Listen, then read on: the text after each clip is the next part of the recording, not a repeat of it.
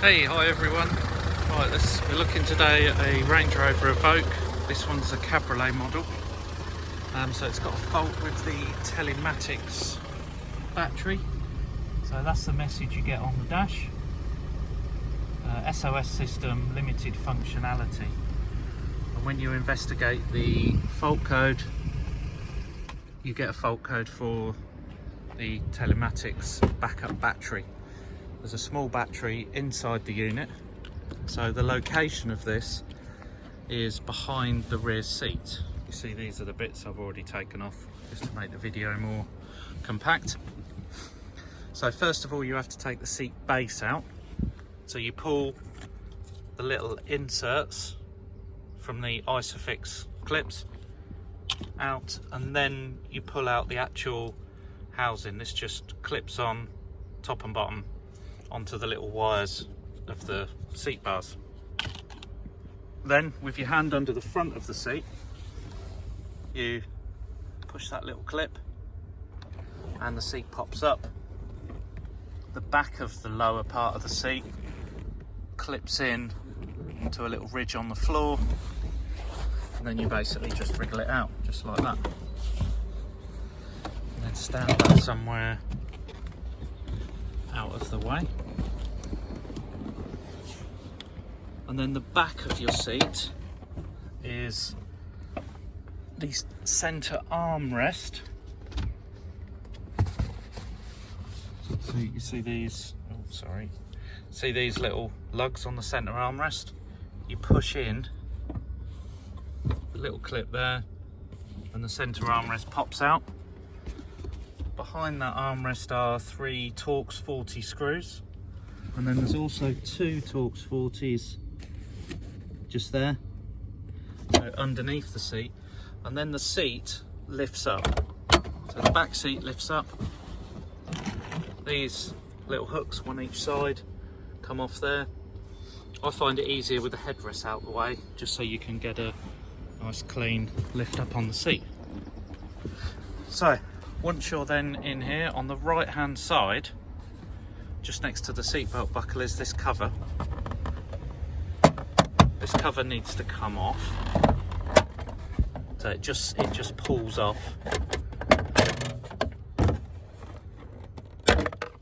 You can use a little tool if you don't want to risk breaking it. So then under here you've got the park aid module, an aerial, and this is the telematics unit. So under here, under this little cover, is the backup battery. Okay, so once you've located the cover, you need a Torx 10 screwdriver. I'll perhaps be a bit slow because I'm doing this one-handed. Pop that little screw out, put it somewhere safe. Take this little cover off, and then that is your backup battery. Always with these things, if you're unsure where the clip is, just get your new one.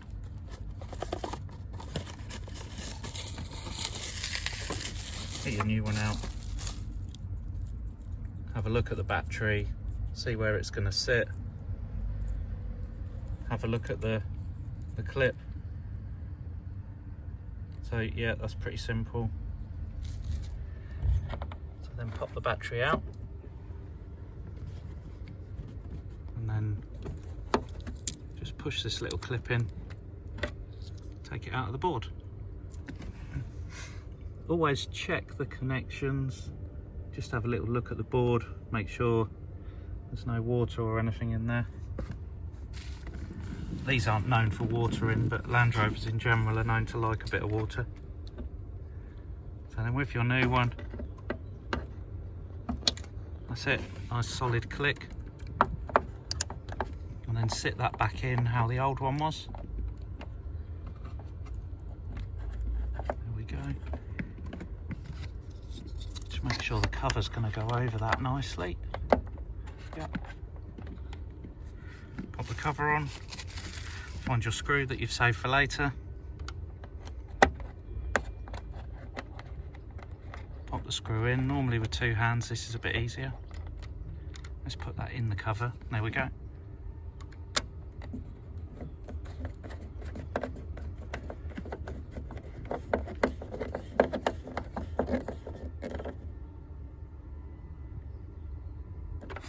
So once you've got that back in, what we'll do, we'll just start the vehicle just to see.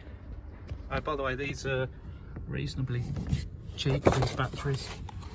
About £37 plus the VAT, UK obviously.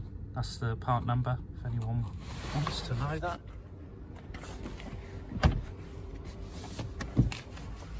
Alright, let's just start it up just to see.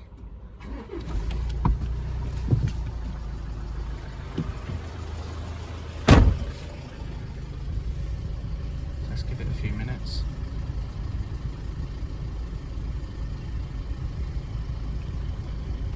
We haven't been in and cleared the fault codes yet, and there is a battery replacement routine on Pathfinder, which is the genuine diagnostic tool, but often it will reset itself. Just a little tip as well, if your vehicle's been stood around for a long time and you get this message, don't panic immediately, because it could just be that the little internal battery, so this unit here, has just gone a bit flat because it stood. If you run the vehicle for about an hour, often that'll disappear. Yeah, so that message hasn't come back. We can go down, you can double check, go to information.